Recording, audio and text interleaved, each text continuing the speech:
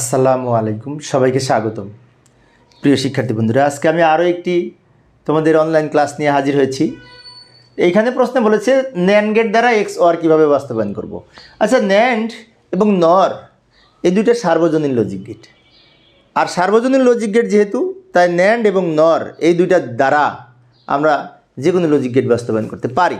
যেমন পূর্বের ক্লাসে আমি নর গেট দ্বারা এক্স অর গেট বাস্তবায়ন করে দেখিয়েছিলাম পূর্বের ক্লাসে। আশা করি ওই ক্লাসটা তোমরা দেখেছো। আজকে আলোচনা করব ন্যান্ড দ্বারা এক্স অর বাস্তবায়ন। তো ন্যান্ড দ্বারা এক্স অর গেট বাস্তবায়ন করার জন্য তোমাদের সাথে আছে আমি মোহাম্মদ সিরাজুল ইসলাম। এই প্রশ্নটা কিন্তু সৃজনশীলে যদি আসে তাহলে এইভাবে আসে। সৃজনশীলে এরকম পাশাপাশি দুটো চিত্র থাকে, মনে করি চিত্র 1 আর চিত্র 2। আচ্ছা, চিত্র একটা কিসের লজিক গেট? অ্যান্ডের সাথে নট যুক্ত হয়েছে, দ্যাট ইজ ন্যান্ড। আর চিত্র 2 হচ্ছে এক্স অর। এই যে এই চিত্র থাকলে এক্স অর হয়, তাই না? আমি বলতে চাচ্ছি কি, পরীক্ষায় যদি আসে তাহলে সাধারণত এরকম থাকে না যে ন্যান্ড দ্বারা এক্স অর বাস্তবায়ন করো, এরকম থাকে না। পরীক্ষার প্রশ্নে থাকে একটি ন্যান্ড গেটের চিত্র দেওয়া থাকবে, একটি এক্স অর গেটের চিত্র দেওয়া থাকবে, আর বলা থাকবে চিত্র 1 দ্বারা 2 বাস্তবায়ন করো। তার মানে কি? ন্যান্ড দ্বারা এক্স অর বাস্তবায়ন। তাহলে তাহলে এই চিত্রের আলোকে যদি এক্স অরকে ন্যান্ড দ্বারা বাস্তবায়ন করতে হয় তাহলে আমরা লিখতে পারি চিত্রের আলোকে ন্যান্ড গেট দ্বারা এক্স অর গেট এর বাস্তবায়ন। তো এইখানে এক্স অর গেট দিয়ে আমরা আগে শুরু করব। এক্স অর গেটের সূত্রটা হচ্ছে এ এক্স অর বি। মনে করি এই আউটপুটটা ওয়াই, তাহলে ওয়াই সমান এ এক্স অর বি লিখতে পারি। এ এক্স অর বি, যদি এ আর বি ইনপুট হয়, এ আর বি আমরা ইনপুট ধরে কাজ করেছি, তাহলে এ এক্স অর বি যদি হয় তাহলে এটা এক্স অর গেট, এটা এক্স অরের প্রতীক। এখন এইটার কিন্তু একটা মৌলিক উপস্থাপনা আছে যেটা আমরা বিভাজন উপপাদ্য থেকে পাই।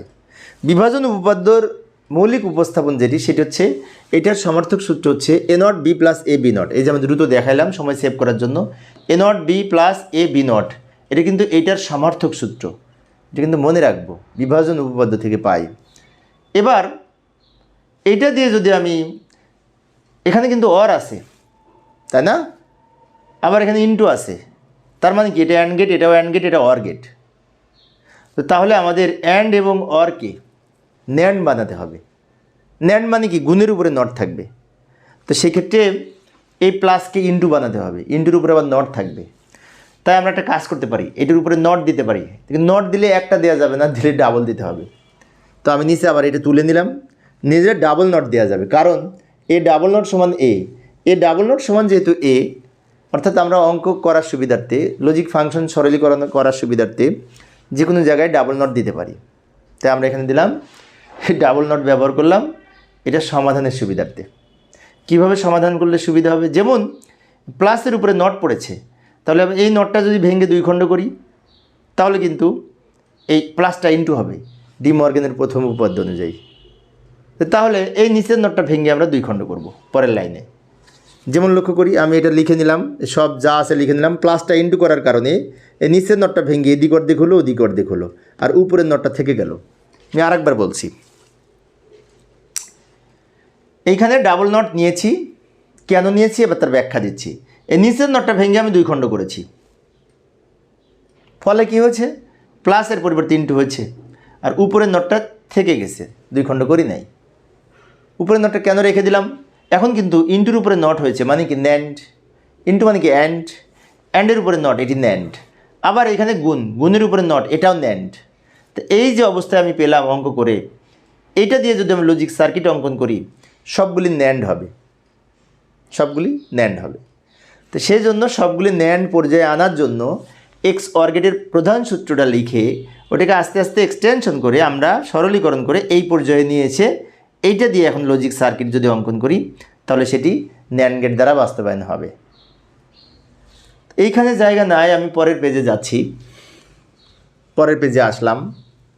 এ এবং বি দুইটা ইনপুট, এ এবং বি দুইটা ইনপুট এখানে নিলাম, দুইটা ইনপুট লাইন নিলাম, একটা এ একটা বি।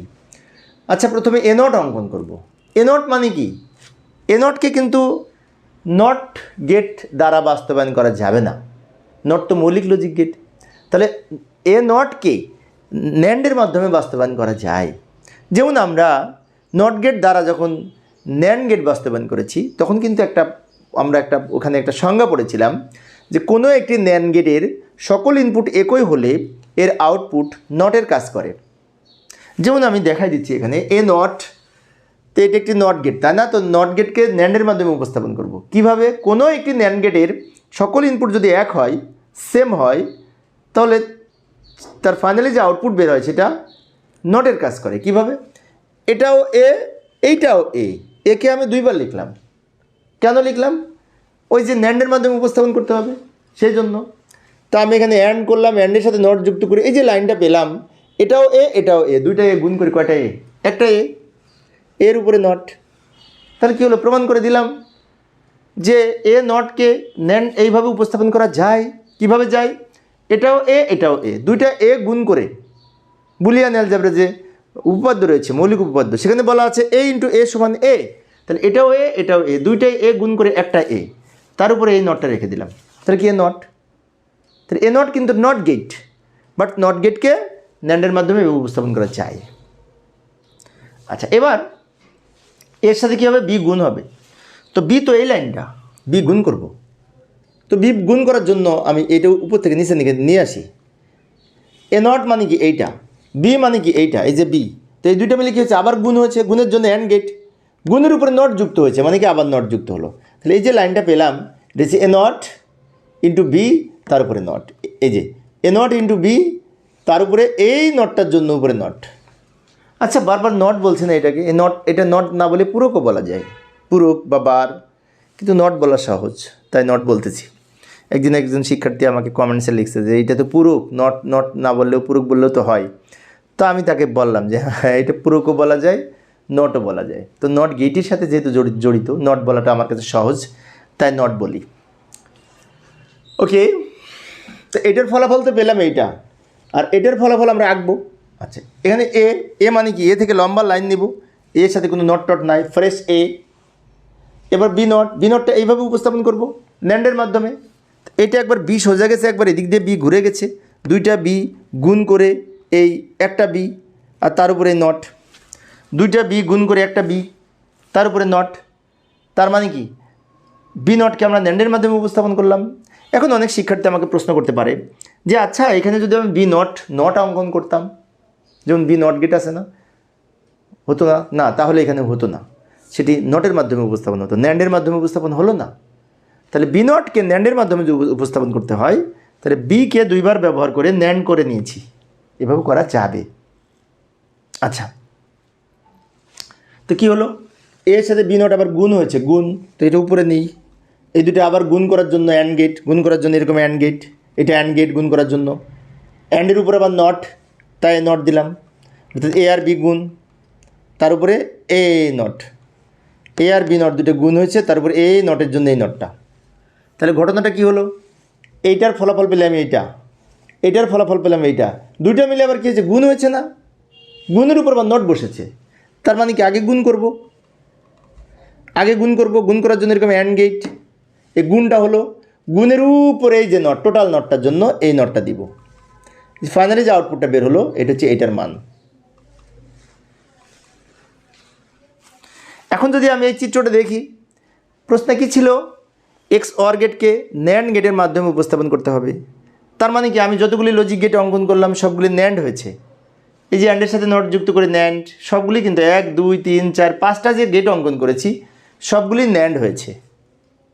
তাই বলা যায় উপরের চিত্রের দ্বারা এই এক্স অর গেটকে ন্যান্ড গেটের মাধ্যমে উপস্থাপন করা হলো। তো প্রিয় শিক্ষার্থী বন্ধুরা, পরের ক্লাসে আমি এই ন্যান্ড গেটের মাধ্যমে, নর গেটের মাধ্যমে এক্স নর গেটকে কীভাবে উপস্থাপন করা যায়, ন্যান্ড গেটের মাধ্যমে কীভাবে এক্স নর গেট বাস্তবায়ন করা যায় ওটা দেখাবো। আজকে তো এক্স অর দেখিয়েছি, সামনের দিন এক্স নরকে বিভিন্নভাবে ব্যাখ্যা দেওয়ার চেষ্টা করব। দেখার আমন্ত্রণ রইল।